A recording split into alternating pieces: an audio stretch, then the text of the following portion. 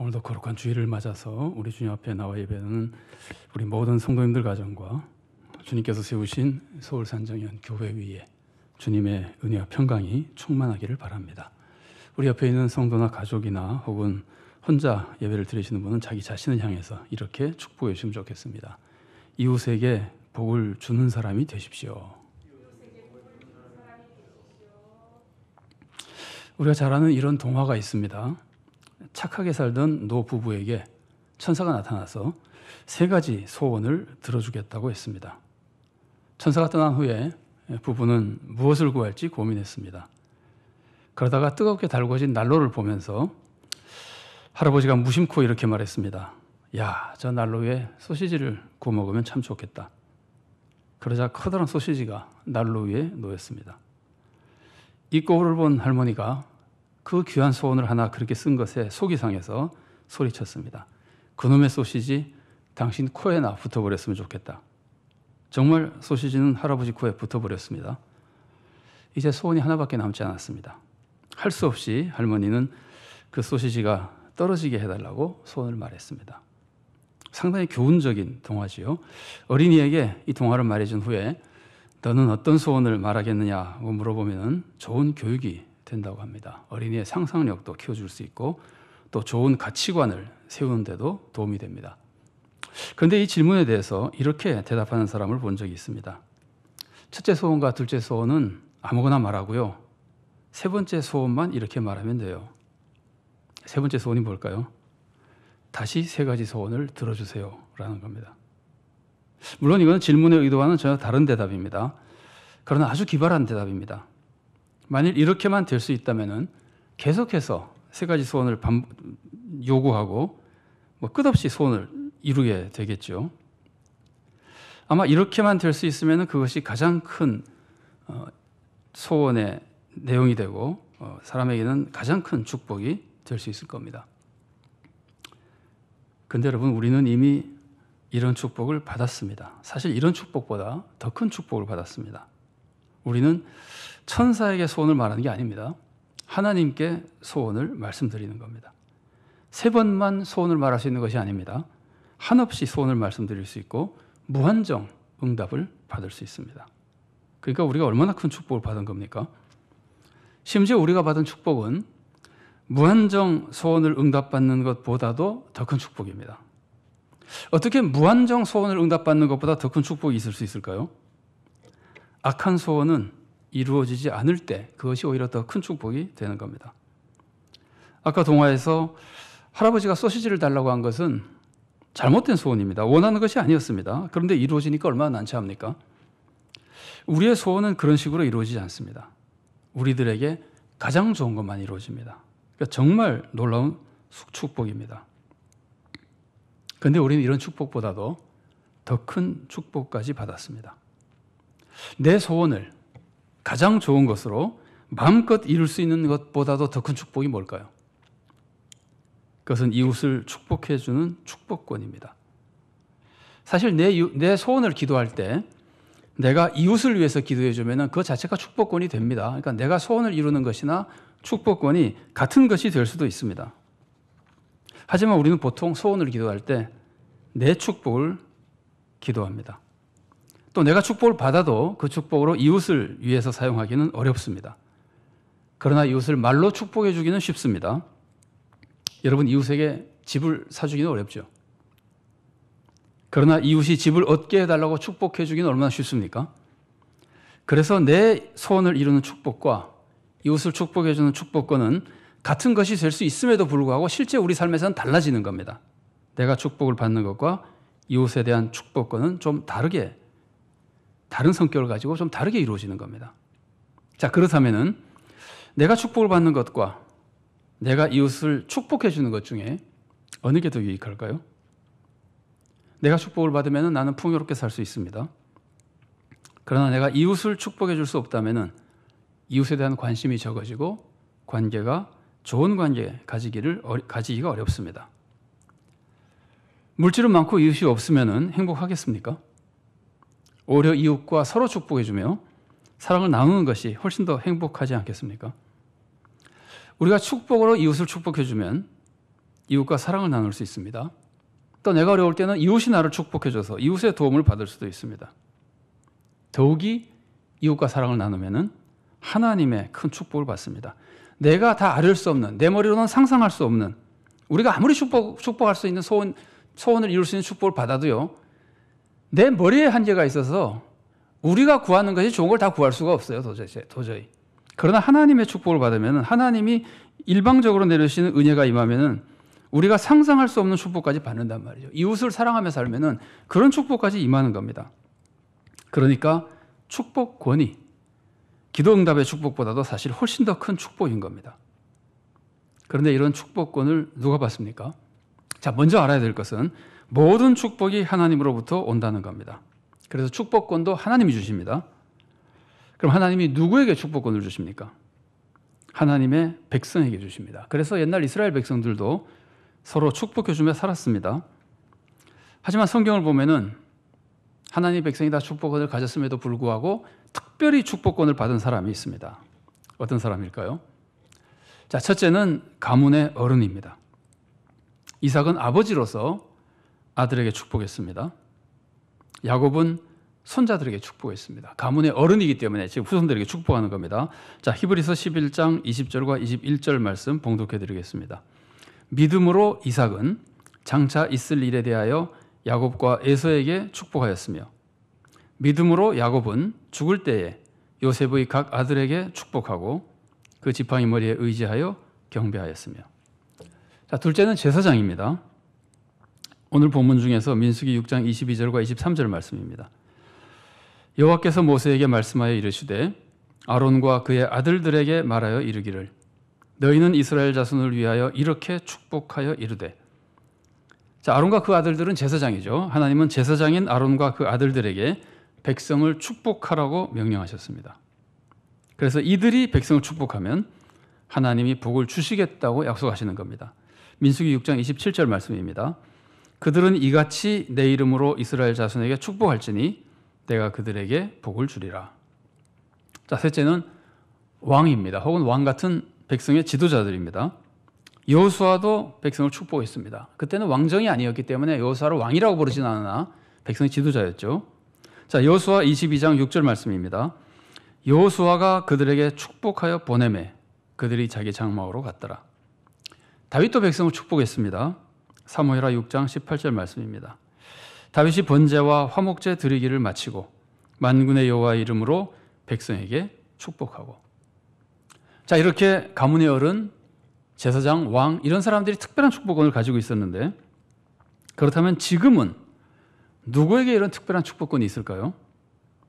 우리 모두에게 축복권이 있습니다. 우리 모두라고 하는 것은 아무나가 아니라 하나님의 자녀가 된 사람을 의미하는 겁니다. 우리는 하나님의 자녀이고 하나님이 세우신 제사장이기 때문입니다. 목사가 아니라 우리 모두가 제사장이기 때문입니다. 자, 베드로전서 2장 9절 말씀입니다. 그러나 너희는 택하신 족속이요 왕 같은 제사장들이요 거룩한 나라요 그의 소유가 된 백성이니 이는 너희를 어두운 데서 불러내어 그의 기이한 빛에 들어가게 하시니에 아름다운 덕을 선포하게 하려 하심이라. 자, 여기서 왕 같은 제사장이라고 하잖아요. 그래서 왕 같은 제사장이라는 말씀은 왕의 제사장이라는 뜻입니다. 왕이 누굽니까? 왕은 하나님입니다.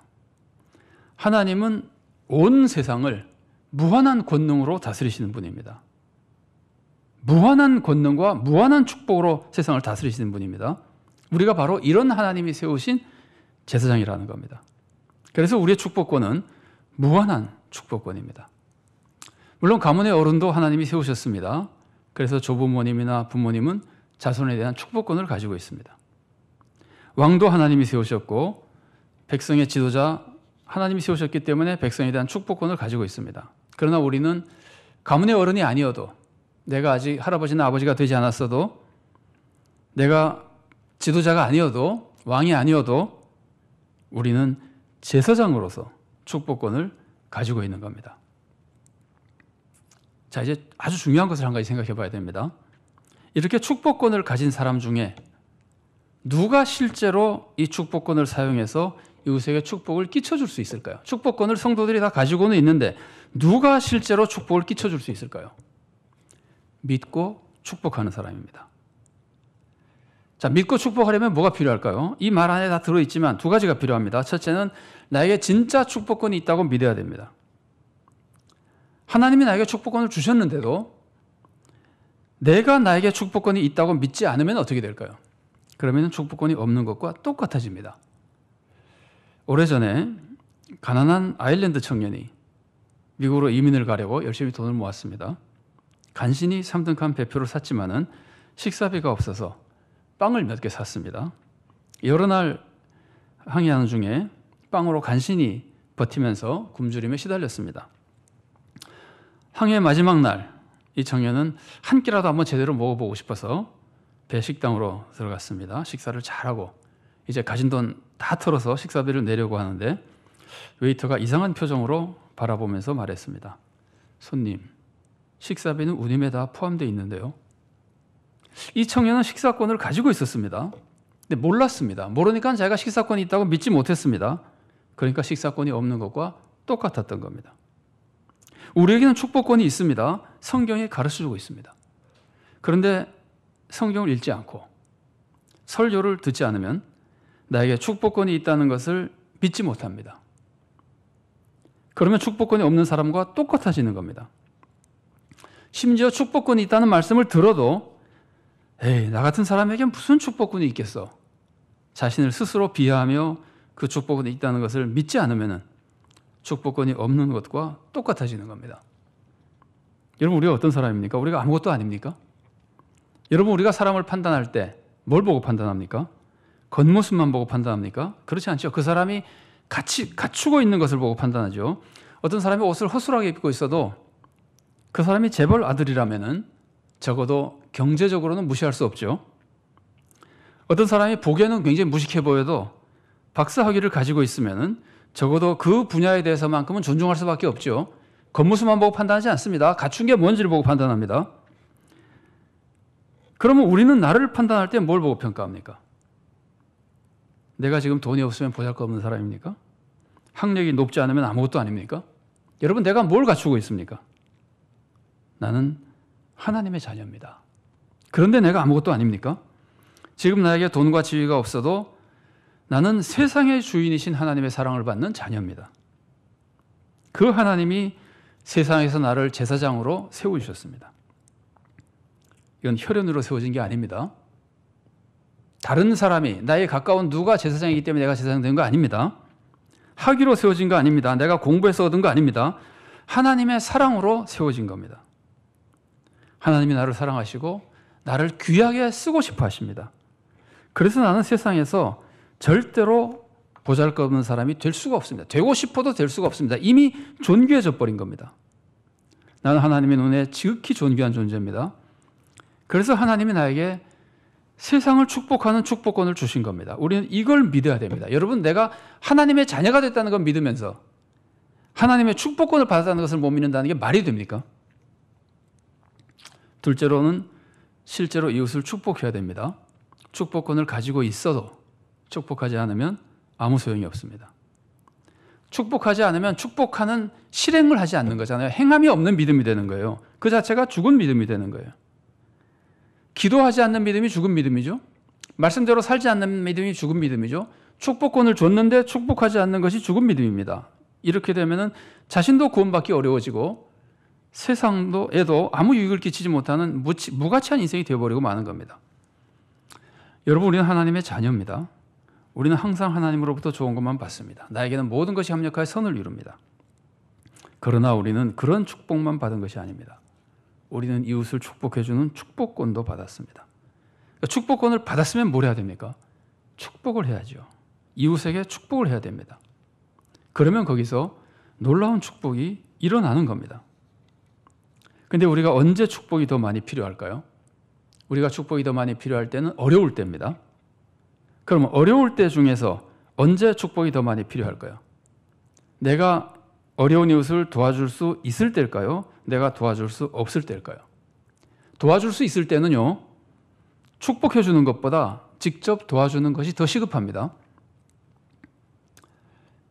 예수님이 선한 사마리아인 비유를 가르쳐 주셨습니다. 그 비유에서 제사장이 강도 만난 사람을 보고 그냥 지나갔습니다. 자, 그런데 제사장이 강도 만난 사람을 보고 지나가면서 기도도 안 해줬을까요? 속으로 하나님, 나는 그냥 지나가지만 저 사람 좀 살려주십시오. 저 사람 좀 회복되게 해주십시오. 보통 사람이라도 그를 위해서 기도와 축복은 해줬을 겁니다. 자, 그러나 예수님은 제사장의 축복이나 기도에 대해서는 아무 말씀도 하지 않으십니다. 이것은 무엇을 의미하냐면은 제사장이 축복을 했든 하지 않았든 그 강도 만난 사람을 돕지 않은 것은 사랑이 아니고 죄악이란 뜻입니다. 할 수 있는데 하지 않았다고 하는 것은 아무리 축복해도 죄악이란 뜻입니다. 도울 수 있는데 돕지 않고 축복만 하는 것은 죄입니다. 그러나 도와줄 수 없을 때는 어떻게 합니까? 이때는 축복이 정말 중요해지는 겁니다. 왜냐하면 할 수 있는 것이 축복밖에 없기 때문입니다. 그러니까 도와줄 수 있을 때보다 도와줄 수 없을 때 축복이 더 필요한 겁니다. 자, 한번 생각해 보세요. 연로한 할아버지와 한 아이를 놓고 연로한 할아버지와 젊은 아버지의 축복 중에 누구의 축복이 더 중요할까요? 이론적으로는 똑같겠죠. 그러나 연로한 할아버지는 축복 외에 해줄 게 없습니다. 젊은 아버지는 아이를 위해서 해줄 것이 많습니다. 그러니까 그것을 다 해주고 축복해 줘야 됩니다. 그 할아버지는 축복해 줄 것밖에 없습니다. 다른 것은 못합니다. 그러니까 축복에만 매달립니다. 그래서 힘없는 할아버지의 축복이 오히려 힘 있는 아버지의 축복보다 더 중요해지는 겁니다. 능력 있는 사람은 능력으로 돕는 것이 우선 시급합니다. 그러나 능력이 없으면은 축복해 주는 것이 놀라운 역사를 이루어가는 겁니다. 어떻게 보면 이런 것도 공평하신 하나님의 모습 아닌가 싶습니다. 자, 이스라엘 사람들이 광야에서 애굽으로 가고 있을 때 아말렉의 공격을 받죠. 모세는 늙어서 전쟁에 나가기 어려웠습니다. 그래서 모세는 산에 가서 기도했습니다. 여호수아가 나가서 싸웠습니다. 그러면 여호수아는 기도하지 않고 싸움만 했겠습니까? 세상에 여호수아가 그럴 사람입니까? 여호수아도 당연히 기도하고 싸웠을 겁니다. 기도하면서도 아마 싸우면서도 아마 마음으로 기도했을 겁니다. 그러나 성경은 모세의 기도가 중요했다고 가르쳐줍니다. 다른 것은 할 수 없을 때 기도가 더 중요해지고 기도가 더 큰 능력을 발휘하고 축복이 더 중요해지는 겁니다. 지금 우리는 어떻습니까? 우리는 코로나 때문에 할 수 없는 것이 너무나 많습니다. 이럴 때 우리의 기도와 축복이 더 중요해지는 겁니다. 재물로 도울 수 있을 때는 그것으로 도우라고 하나님께서 기적을 잘 베풀어 주지 않으십니다. 하나님 이스라엘 백성이 광야에서 곡식이 없을 때, 곡식을 얻을 수가 없을 때는 만나를 내려주셨습니다. 그러나 여리고 평야에서 곡식을 얻게 되니까 만나를 그치셨습니다. 우리가 재물로 그리고 우리의 건강으로 이웃을 도울 수 있을 때는 하나님이 기적의 축복을 덜 내려주십니다. 하지만 지금은 직접 도울 수 없기 때문에 만날 수도 없고 찾아갈 수도 없기 때문에 기적의 축복을 오히려 더 많이 내려주시는 겁니다. 그래서 지금은 우리가 더 많이 기도하고 더 간절히 축복해야 될 때인 겁니다. 여러분, 기도와 축복이 쉬운 일입니까? 제가 아까 집을 사주는 것보다는 집을 얻게 해달라고 기도하는 것이 더 쉽다고 했는데 그 점에서는 쉽죠. 말만 하면 되는 거니까. 그러나 말만 하는 것이라고 그게 쉬운 일입니까? 신앙의 선배들이 하는 말이 있습니다. 사랑의 빚 중에 가장 큰 빚은 기도의 빚이야. 왜 우리 신앙의 선배들이 이렇게 우리들에게 알려주고 있을까요? 기도를 해봤기 때문입니다. 기도가 정말 힘든 일이라는 것을 경험을 통해서 알기 때문입니다. 여러분, 기도는 온 마음을 쏟아내는 겁니다. 정말 힘든 일입니다. 진이 빠지는 일입니다. 축복도 마찬가지입니다. 그냥 축복의 말 한마디 하는 것이 아닙니다. 간절한 마음으로 집중해서 축복하는 겁니다. 그래서 힘든 일입니다. 그만큼 하나님께서 귀하게 보시고 응답해 주시는 겁니다. 자, 이렇게 귀한 축복을 어떻게 하면 좋을까요? 오늘 본문에 나온 제사장의 축복을 보십시오. 누구의 축복이 임하기를 비는 겁니까? 여호와 하나님의 축복이 임하기를 빕니다. 여호와 하나님은 너에게 이렇게 해주시길 바란다. 축복에서 가장 중요한 것은 하나님의 축복이 임하도록 비는 겁니다. 그런데 우리가 축복권을 받은 것은 예수님의 은혜로 하나님의 자녀가 되고 제사장이 되었기 때문입니다. 그러니까 축복권을 받은 것은 예수님의 은혜고 축복을 내려주시는 분은 하나님이기 때문에 우리는 예수님의 은혜를 의지해서 하나님의 축복이 임하도록 축복해 줘야 되는 겁니다. 축복도 일종의 기도지만 기도의 모습과 똑같죠. 우리는 기도를 예수님의 이름으로 드리죠. 그러나 하나님께 드리잖아요. 하나님 아버지하고 예수님의 이름으로 기도를 드리잖아요. 이것과 똑같습니다. 축복할 때는 예수님의 은혜를 의지해서 하나님의 축복 임하기를 축복하는 겁니다. 그런데 우리는 축복한다 그러면서 그냥 복 많이 받으십시오. 건강하십시오. 부자 되세요. 이렇게 하는 경우가 많지 않습니까? 물론 우리가 마음으로 예수님을 믿고 마음으로 하나님을 생각하며 하나님의 축복을 비는 것이라면은 형식적으로 하나님이나 예수님 안 불러도 괜찮습니다. 형식적으로 꼭 불러야 된다는 건 아닙니다. 그래서 그냥 복 많이 받으십시오, 건강하십시오라는 축복이 잘못됐다는 건 아닙니다. 그러나 기도할 때 예수님의 은혜를 의지해서 기도한다고 해서 우리가 예수님의 이름으로 기도하는 것이 중요하지 않습니까? 예수님의 이름으로 기도한다는 말을 안 해도 진심으로 예수님의 은혜를 의지해서 기도하면 물론 됩니다. 우리가 주기도문이라는 그 중요한 기도도 형식상 예수님의 이름으로 기도한다는 말 쓰지 않습니다. 그러나 한번 생각해 보십시오. 기도할 때 예수님의 이름으로 기도합니다라는 말을 안 하는 것보다는 하는 게 더 좋은 것이라는 게 우리의 마음을, 우리의 믿음을 더 새롭게 해주고 듣는 사람도 그게 주님의 은혜가 임하는 기도라는 걸 더 느낄 수 있는 것처럼 축복할 때도 주님의 이름으로 축복하는 것이 훨씬 더 좋다는 말이에요. 여러분 생각해 보십시오. 교회에서 축도하잖아요. 축도할 때 여러분 복 많이 받으십시오. 믿음도 좋아지고 뭐 사랑도 많이 하고 영적으로도 잘 되고 이렇게만 하는 것이 축도가 되겠습니까? 예수님 이름도 빼고 복 많이 받아라. 그게 축도가 되겠습니까? 성부, 성자와 성령의 이름으로 축복해야 축도가 되지 않겠습니까?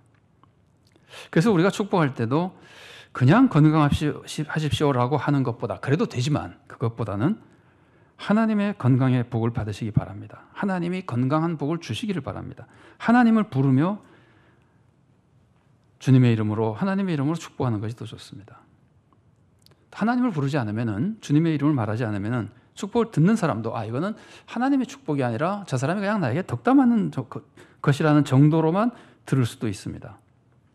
아무래도 은혜가 덜 된단 말이에요. 더욱이 우리 자신이 축복할 때 그런 마음으로 만일에 축복한다면은 그건 하나님의 축복권을 가진 사람의 축복이라고 보기가 어렵지 않습니까? 그런 축복의 말에 하나님의 축복이 임하겠습니까? 그래서 우리는 예수님의 은혜를 의지하고 하나님의 축복을 빌며 할 수 있으면 형식적으로도 매번 그러지 않더라도 형식적으로도 주님의 이름을 의지해서 주님의 이름을 말하며 축복하는 것이 더 좋은 축복의 방법입니다. 자, 오늘 본문에 나오는 제사장의 축복은 구체적으로 세 가지 축복을 보여줍니다. 첫째는 하나님이 지켜주시기를 바라는 축복입니다. 지켜주시기를 바라는 축복. 두 번째는 하나님이 은혜 베풀어 주시기를 바라는 축복. 세 번째는 하나님이 평강 주시기를 바라는 축복입니다. 지켜주시고 은혜를 베풀어 주시고 평강 주시기를 바라는 축복입니다. 그럼 하나님이 무엇으로부터 지켜주시기를 바라는 축복일까요? 먼저 악한 세력으로부터 지켜주시기를 바라는 축복입니다. 악한 세력으로부터 지켜주셔야 믿음을 지키고 하나님의 은혜 안에 살며 계속적인 은혜와 축복의 삶을 살 수 있기 때문입니다. 그리고 하나님은 우리가 육을 가진 사람인 줄 다 아십니다. 그래서 우리의 육체와 재물도 지켜주시기를 바라는 축복입니다. 그래야 우리의 삶의 평강과 능력이 더 많이 생기고 하나님과 이웃을 더 잘 섬기는 복된 삶을 살 수 있기 때문입니다. 그런데 이런 축복에 꼭 필요한 것이 있습니다. 그게 하나님의 은혜입니다. 자비를 베풀어 주신 하나님의 은혜입니다. 불쌍히 여기신 하나님의 은혜입니다. 왜 하나님의 은혜가 필요합니까? 우리가 너무 약해서 자꾸 넘어지고 심지어 자꾸 죄를 짓기 때문입니다. 하나님이 지켜주셔도 우리가 약해서 자꾸 넘어집니다. 그래서 우리에게는 하나님의 은혜가 꼭 필요한 겁니다. 이렇게 하나님이 우리를 지켜주시고 우리를 불쌍히 여기며 우리에게 은혜를 베풀어 주시면 우리가 평강을 누릴 수 있는 겁니다. 이웃을 축복해 줄 때도 지켜주시기를 축복해 주고 은혜 베풀어 주시기를 축복해 주고 그리고 그걸 통해서 우리에게 진정한 평강이 임하도록 축복해 줘야 되는 겁니다. 하나님은 우리를 제사장으로 세우시고 이웃에게 이런 축복을 해주라고 명령하셨습니다. 우리가 이렇게 축복해 주는 사명을 감당할 때 세상에 참된 평강과 은혜와 축복을 끼쳐줄 수 있는 겁니다. 지금 우리는 코로나 때문에 참으로 어려운 시기를 지내고 있습니다.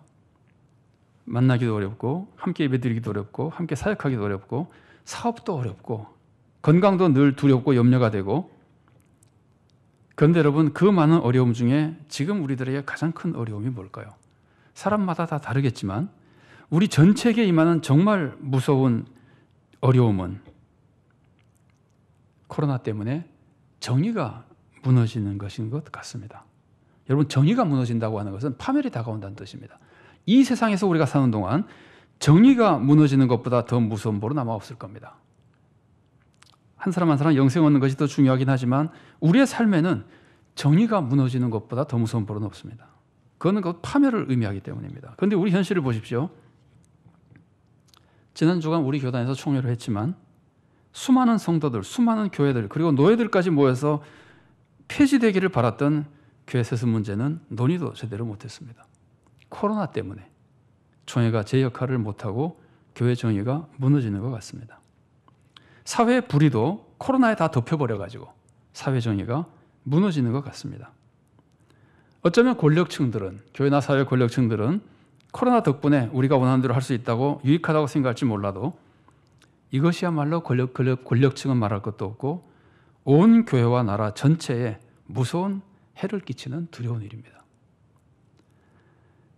여러분, 우리가 어려움이 뭔지 알아야 축복할 거 아니에요? 여러분, 우리가 코로나로 이렇게 어려움이 많을 때, 더군다나 우리가 할 수 있는 일이 극히 제한되어 있는 지금, 우리에게 가장 중요한 일은 축복하는 겁니다. 물론 기도하는 것이고 축복하는 겁니다. 우리 가정과 교회와 사라와 나라를 축복하는 겁니다. 하나님은 우리를 악에서 지켜주시고 우리의 부족함을 불쌍히 여기며 은혜를 베풀어 주시고 우리에게 참된 평강을 내려달라고 축복하는 겁니다. 명절을 맞아도 함께하지 못하는 가족들이 많이 있을 겁니다. 그런 가족들에게 우리가 해드릴 수 있는 최고의 선물은 축복해 주는 겁니다. 만나지 못하는 가족, 만나지 못하는 성도들을 축복해 주시고 교회와 나라와 민족을 축복해 주십시오. 이 어려운 때에 우리 모두가 하나님이 주신 그 무한한 축복권으로 최대한 축복하며 가정과 교회와 나라와 사회에 큰 유익을 끼치는 귀한 성도로 살아갈 수 있기를 바랍니다.